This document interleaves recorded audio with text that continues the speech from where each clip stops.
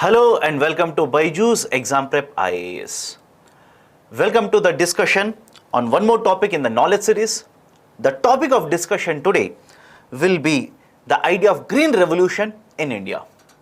Now before starting with what is the meaning of green revolution, what has happened in India, etc., I just want to start with a story here. Imagine here is a person X who is a farmer, and this particular farmer wants to produce or cultivate certain crop and wants to sell this particular crop in the market. Now what do you think should be the requirement of this particular farmer? He wants to cultivate, by the way, and by nature anybody, either the farmer, producer, manufacturer, doesn't matter, they want to produce more and more, they want to sell more in the market, earn more income or revenue in the market. All of you will agree with this? Now apply the same logic to this particular farmer who wants to cultivate more, sell more, earn more. What do you think will be his requirement or her requirement? The farmer will require, let's say, mechanical equipments. All of you will agree? What kind of mechanical equipments are? Tractor. The farmer will require seeds. Agreed. That is one of the very important inputs, by the way. And within the seeds itself, let me start with another example here. Imagine I will give you two types of seeds. You use first quality seed, productivity will be up to certain level, and I'll give you the second variety of seeds. You sow the seeds, productivity or the output will be much higher. So between two types of seeds, which one do you think you will prefer? Simple. One is producing, second one is also giving more production. But by the virtue of being the one who is going to earn more or want to earn more, which type of a seed would you prefer? You will obviously prefer the second type of a seed which has a higher productivity. Done. Third, all of you will basically agree that we need to provide irrigation, application of water. Irrigation, very, very important, by the way. Right, so that is the third very important parameter, or let's say the prerequisite. And the fourth one, all of you will agree if I say that if I want to cultivate more, if you want to increase the production, you need to apply nutrients. You need to apply fertilizers. Very simple. You need to apply fertilizers. So have a look at this. If you want to cultivate, in this example, X is the farmer. The X who is the farmer wants to cultivate. What are the very important prerequisites? What is required? You require fertilizers. You required irrigation facility, you require very good quality seeds which are very high productivity, and you require mechanical equipments. Again, don't say that, sir, you did not write land. I'm assuming the farmer already has land. So have a look at these particular parameters. Within these particular parameters, I'll focus on very important three parameters. One, good quality seeds. Rather than saying good quality seeds now, I will replace this with another term, high yielding variety seeds. High yield variety seeds. And very often whenever you are discussing about the concept of green revolution, either in India or in other countries, the rest of the world, they will simply use the short form of this, HYV, high yield variety seeds. You will require irrigation facilities. You will require fertilizers. So whenever you talk about green revolution, simply understand this. Many of you will be confused about the definition of green revolution itself. Green revolution basically refers to set of new agriculture technology. I repeat, green revolution, I am using the short form here, GR, which basically stands for green revolution. So GR stands for a new agriculture technology. What kind of technology are you talking of? It is basically a combination of three very important parameters. One, high yield variety seeds which are very high productivity. Second one is irrigation facilities, and the third one is fertilizers. So whenever you talk about all the three factors in combination which will be used in the agriculture sector, this is basically referred to as a concept of green revolution. Another name that they generally use is a concept of new agriculture technology. Instead of green revolution, they might also use one more term, new agriculture technology. Either GR, new agriculture technology, doesn't matter. They are simply referring to a set, a package of three very important factors. One is high yield variety seeds. second one is irrigation, and the third one is fertilizer. Now some of you will be looking at this particular term, high yield variety seeds, and you will basically ask me, sir, what do you mean by high yield variety seeds? Let me start with another example here. Imagine you have one piece of land, let's say 1 hectare. The piece of land is of measurement 1 hectare. You want to use this for cultivation purposes. You want to increase the overall output from this particular piece of land. What are the different ways you have? One way you can increase the production in this particular land is to ensure that you will cultivate the crop. You will have, let's say, one crop in a particular year, but that particular crop has very high productivity. That crop has very, very high productivity. That is, let's say you cultivate one plant like this. The output of, I'm just using very coarse terms now, output from this particular one plant is, let's say, 15 grams. But what if there is another variety of the same crop which will give you for every plant, let's say, 20 grams of the food grains? So productivity increases. That is one way. Using the same piece of land, you can increase the overall production. Or else there is one more way. There is another way. So what is the other way? What if I use a particular type of variety of a crop which has a very short maturity period? That is, imagine two situations here. First situation, I will sow the seed for harvesting period. Basically the crop will grow, then I will harvest, I will get the output. What if the time period required is, let's say, 6 months? For the whole process to be done, imagine it takes 6 months. Assuming after 6 months is over, immediately I'll go for one more round of cultivation. I can go 2 crops in 1 year. But what if rather than 6 months, the crop has a maturity period of only 4 months? Now in a particular year, rather than having only two crops like this, I can, after 4 months, I can cultivate one more round of crop. After 4 months, I can cultivate one more round of a crop. So totally 3 crops you can cultivate on the same 1 hectare of a land. Both of these particular features are applicable for high yield variety seeds. HYV seeds, which were cultivated for wheat in one of the centers here and rice in another center here. Basically for wheat, the center that is known for cultivation of this particular wheat HYV seed is International Center for Maize and Wheat, which is located in Mexico.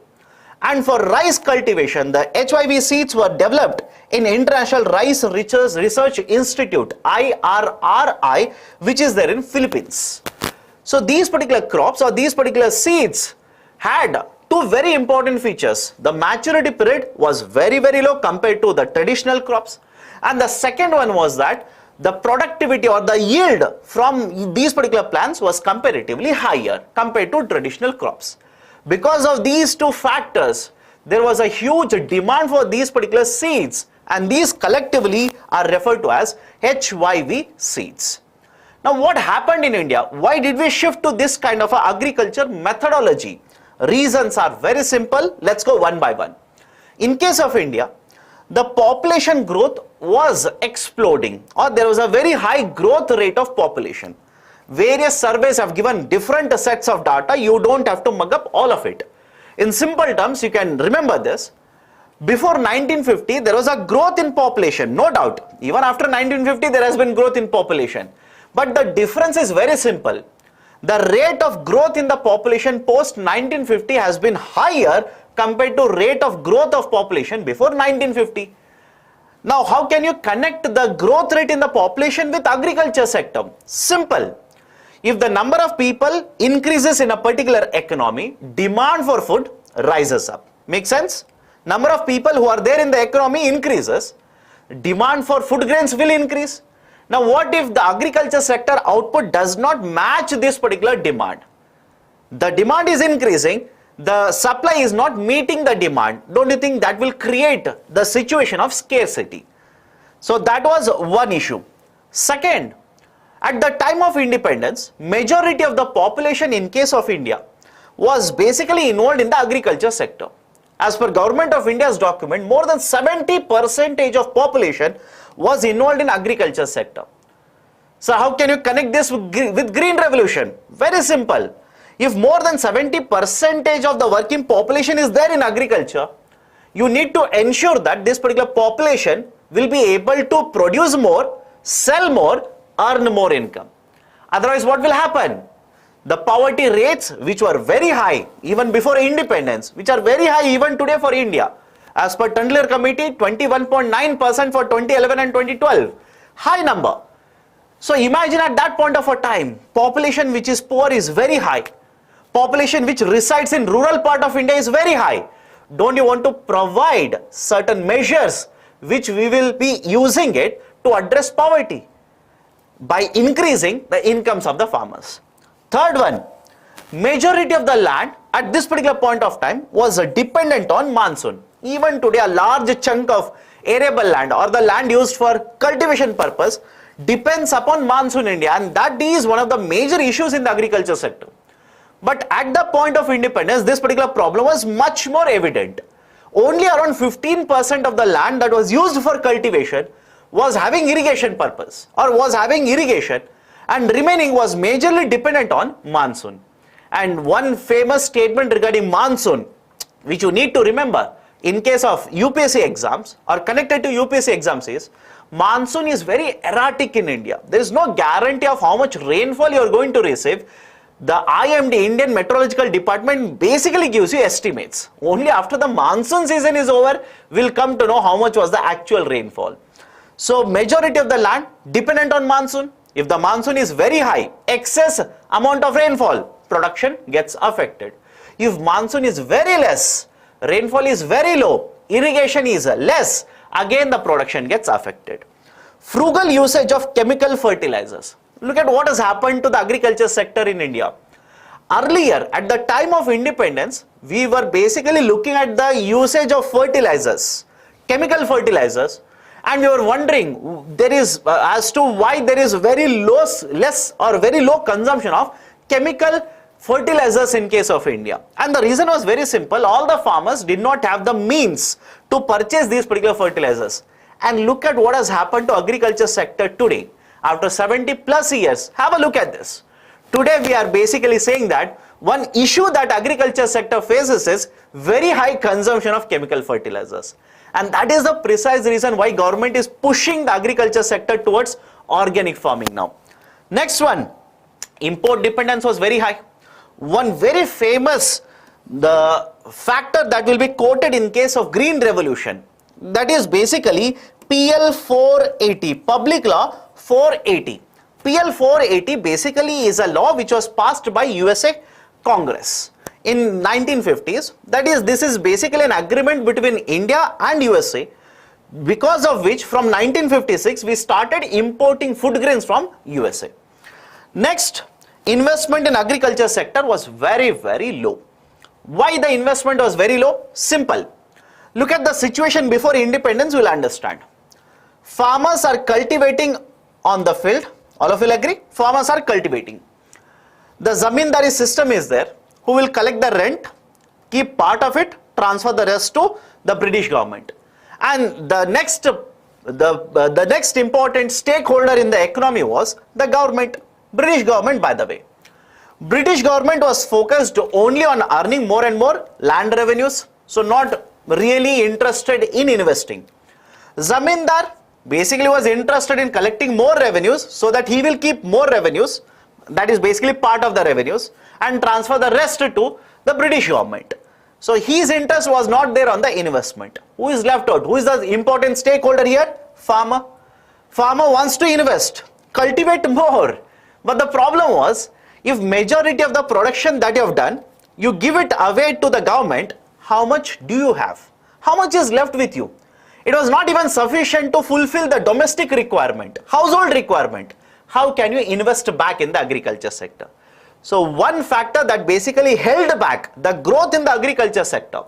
I'm not saying that agriculture sector was a failure. I'm simply saying one factor that held back the growth in the agriculture sector was lower investment in the agriculture sector, especially the government, that is a public investment, as well as the private investment.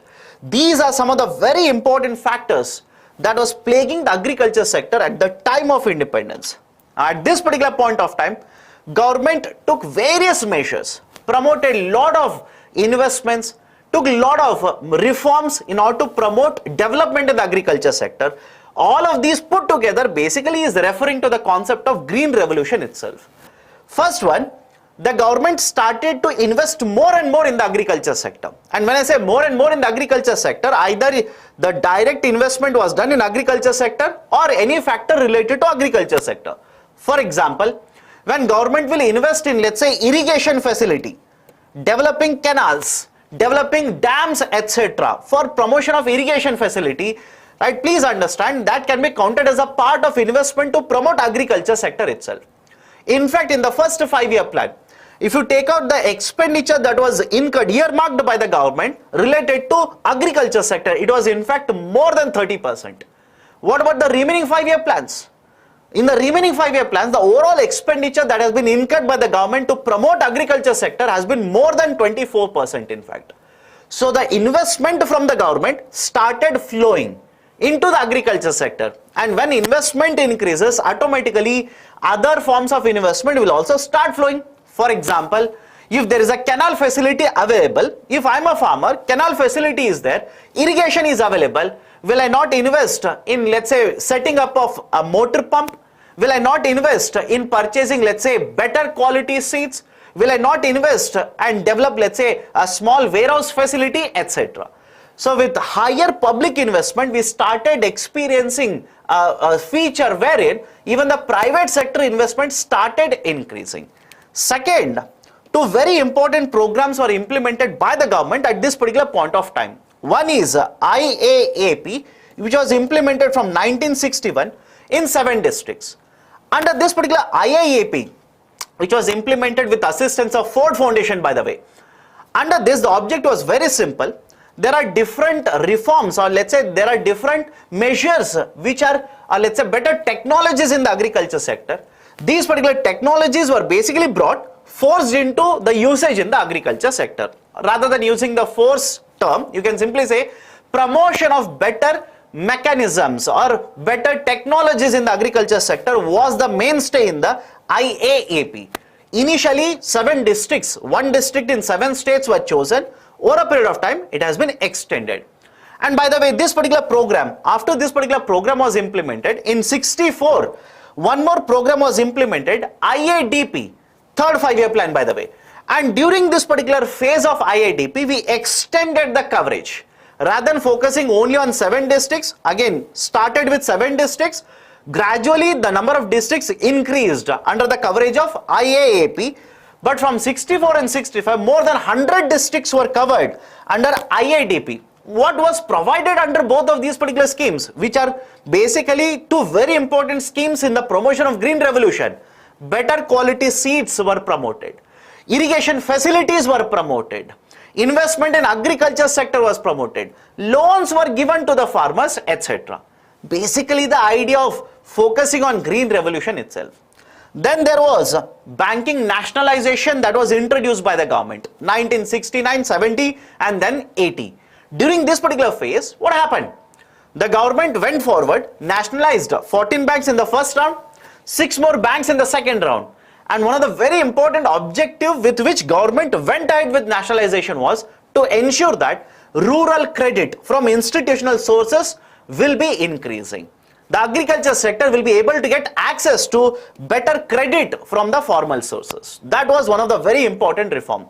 Then finally, one more very important reform, the government decided that if I want to promote green revolution, and the reason was very simple. Some of you might be thinking, sir, agreed, right? Any triggering factor? Why did government of India suddenly start taking green revolution measures like this?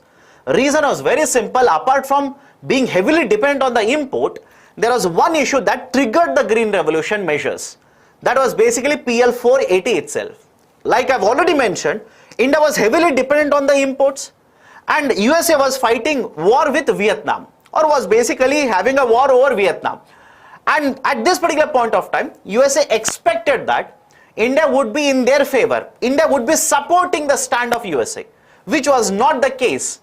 And that is the precise reason when USA president basically withheld supply of these particular crops to go Indian, the shores as such. And that is the precise reason government of India decided, okay, rather than being dependent on the imports, we must promote higher production of the crops in India. Now the problem was, if the production increased, supply increased, market prices would come down. And already in the earlier videos when I discussed on MSP, I told you this particular factor. Government of India set up a committee, LK Jha committee. Based on the recommendations, we set up APC, Agricultural Prices Commission, in 65. Then in 66, 67, we started providing or announcing MSP for wheat. So that higher the production, market prices will not decline. Even if they decline, the procurement will be done by the government. Farmers will not be losing revenues. So these are some of the very important measures that have been taken by the government during this particular phase of Green Revolution. So what have been the benefits of Green Revolution? What has been the outcome of Green Revolution? One, the market prices cooled down. When you learn about planning, one very important point you will come across is the first 5-year plan focused on agriculture sector. And one reason why the agriculture sector was the focus during the first 5-year plan was prices were very, very high. Inflation rates were actually inching upwards. Food prices were very high. And in fact, when you look at the evaluation of first 5-year plan, they will tell you that first 5-year plan focus was agriculture. We enjoyed a success in the first 5-year plan. There was a cooling off of the market prices of agriculture commodities. So the benefit was simple. Market prices cooled down. With higher production, higher supply, market prices came down. Second, the farmers were able to produce more crops, sell more in the market, and earn money. Surplus production means, imagine, here is a farmer has cultivated 10 bags of a particular crop. Out of 10 bags, if the farmer keeps, let's say, 5 bags for self-consumption, the excess that is available for the farmer to sell in the market is just 5 bags. But rather than having 10 bags, what if the farmer produces, let's say, 100 bags? Now out of 100 bags, the farmer keeps 5 bags for self-consumption, remaining 95 bags, it is called as a surplus production. With Green Revolution, surplus production increased. The supply to the market increased. Farmers were able to earn better incomes. India, from a country which was overly dependent on imports, which was facing scarcity of the production in certain years because of various issues, now has become a surplus country. In fact, rather than importing now, we are a net exporter of agriculture commodities. Fourth one, India also, this particular issue, that is a Green Revolution, has also helped the government of India to procure more crops, use these particular crops to supply to, let's say, beneficiaries, to give food grains at cheaper rates or subsidized rates to the beneficiaries under various distribution programs. It has increased the investment both from the public sector as well as the private sector in the agriculture sector. Next, very important point, it has also created employment. There has been a lot of dispute regarding whether agriculture sector has enjoyed creation of employment or employment has been lost because of Green Revolution. Because many of you look at the discussion I've had so far, you will say that, sir, during Green Revolution, you said we started using more and more of tractors. If I use a tractor, if I use a tiller, if I use a harvester, then basically rather than using the human labor, I will be replacing that with these particular mechanical equipments. That should reduce the employment. Absolutely no. Please understand this. On one side, what you are arguing is part of the whole picture. On one side, when you replace human labor with equipment, yes, right, number of people required in the agriculture sector will come down. But apart from this, what is the other side of the picture? If agriculture sector starts producing more, marketing infrastructure has to be developed. Lot of back-end infrastructure, for example, warehousing infrastructure will be required. Transportation infrastructure will be required. The companies which will have to produce seeds, fertilizer, they will have to produce more, employ more. So overall outcome of Green Revolution has been that, yes, employment in the backward linkage as well as the forward linkages have increased. Land saving. What is this idea for land saving? Whenever there is a requirement of land for urbanization, industrialization, or development of infrastructure, or let's say for agriculture production, higher production in fact, you will always demand higher land. Higher urbanization requires higher land. Higher industrialization requires higher amount of land. But land is a scarce resource. The land, how much we have, is limited amount. Now the argument here which has been put forward is, Because the productivity was higher. Under the Green Revolution, productivity was higher. We were able to produce more without basically cutting off forest. Because if the productivity remains same, now population increases, I need to produce more. One way is to what? Clear the forest, use this land which was the forest land now for cultivation purposes. Now because the productivity was very high, that particular issue of clearing the forest was not arising here. That is basically the land saving concept. And finally, incomes in rural India increased because of Green Revolution. Having said so, what have been the concerns or issues related to Green Revolution here? First one, has favored developed states. Why it has favored developed states? Go back to basics. You want to adopt Green Revolution, what do you require? Irrigation. All of you will agree? You require irrigation. You need to purchase fertilizers. You need to purchase high yield variety seeds, etc. Now can every farmer be able to provide for all of them? Do you think every farmer in India would have had sufficient amount of money to purchase all of these inputs? Obviously no. We wanted to ensure that only those particular states where irrigation was continuously available, where farmers had, let's say, better incomes, where the land was already made available with irrigation facilities, were covered under Green Revolution. That is the precise reason they will generally say that the Green Revolution was very successful in some of the states such as Punjab and Haryana. And it has favored those particular states. Why? The irrigation facility was available, farmers' incomes were better there, the land had better productivity in those particular regions. So it has favored developed states. So already at the time of independence, one of the concern was inequality, regional disparities were higher. And the Green Revolution again focused on developed states, provided better source of revenue for the farmers in the better states or developed states. What about other farmers? What about other states? The inequality between the farmers increased. The regional disparities increased. Depletion of groundwater. One of the very important inputs is irrigation. So you'll keep on, right, consuming water, especially the bore wells which were set up at this particular point of time. They kept on consuming water. The underground water levels have declined. The usage of water for agriculture purposes have shot up. Deterioration of soil quality.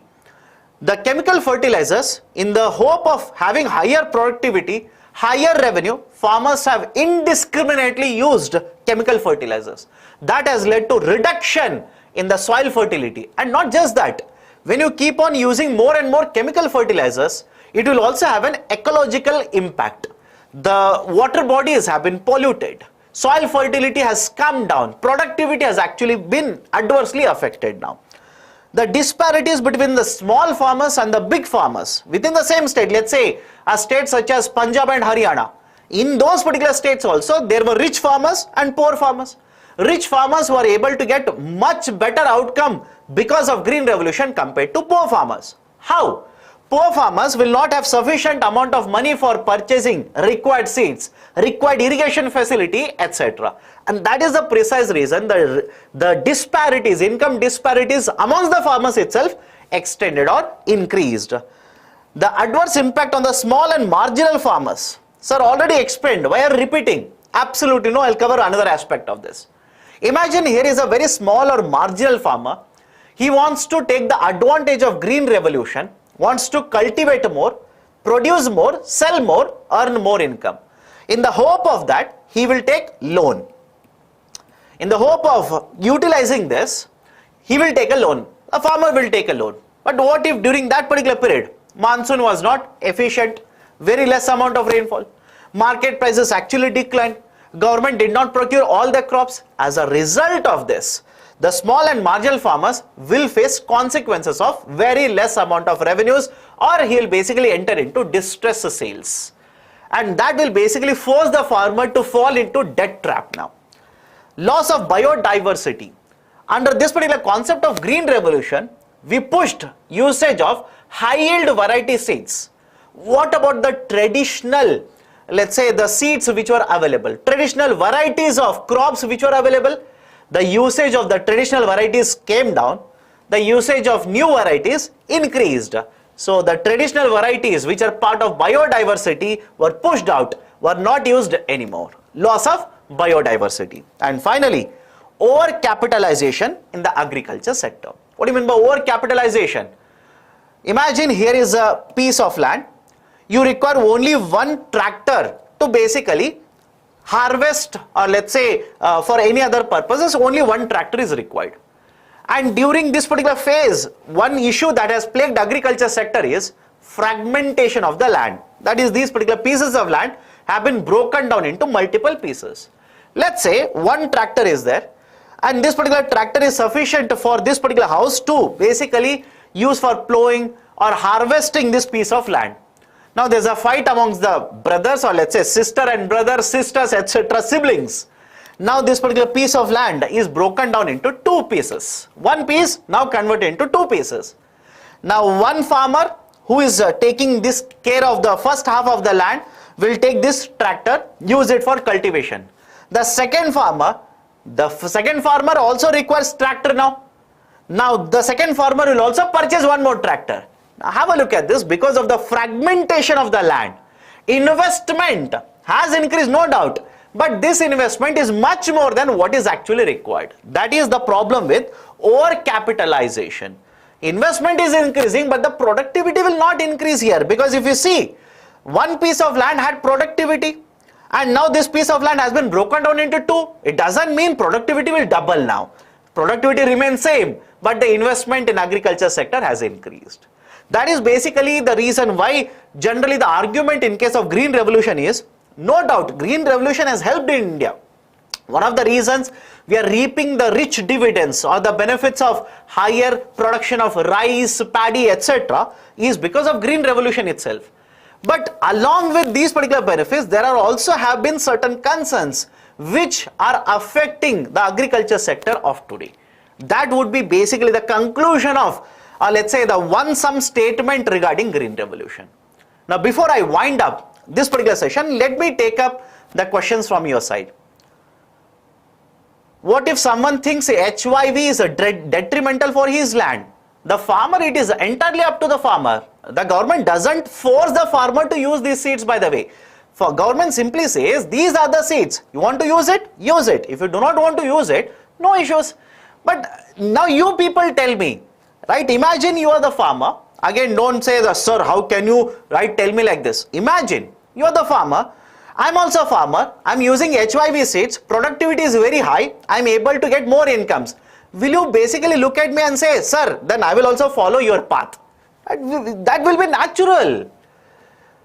Does HYV deprive farmers of seed sovereignty? Right? Again, not necessarily. There is no compulsion on the farmers. Understand this. There is absolutely no compulsion. It is left to you. Is it possible that India can go completely for organic farming in phases? Right? Can it completely shift to organic farming? Very, very difficult. Very difficult. Because please understand, in case of organic farming, the inputs, right, it is basically a traditional methodology of farming, self-dependency in simple terms. So in that particular situation, can we shift gradually? Yes, but can we completely go for organic? That would be a very long stretch. I simply feel that would be a very, very long stretch, very, very ambitious, very difficult to achieve. If fertilizers are used, why it is called as green? Because agriculture sector, the planting increases, the color, generally green is referring to the plants here. That is the reason it is called as a green. Why GR was firstly accepted by Punjab and Haryana? Like I've already mentioned, it was not accepted per se. Government identified these particular states where irrigation facility is already available. Farmers will be able to purchase these particular inputs. The probability of, let's say, failure was very, very less in these particular states. That is the precise reason government focused on these particular states. How HYV is impacted cropping pattern? Basically, if you're cultivating, let's say, pulses and oil seeds. Initially, we introduced wheat, HYV seeds, and then we introduced for rice. Now, imagine you're cultivating paddy and oil seed. Your neighbor is cultivating wheat. his productivity is much higher, he is able to earn more income. What will you do? From next cycle, you will shift to the cultivation of paddy and the wheat, paddy and rice like this. That would basically disturb the cropping pattern. Then, so these are the various questions that you people have asked. This is the discussion related to green revolution from the Indian context as such. If you like this particular initiative, hit the like button, and any valuable inputs you want to provide it in the comment section. And if you have not yet subscribed to BYJU'S Exam Prep IAS, kindly do. Thank you. Have a great day.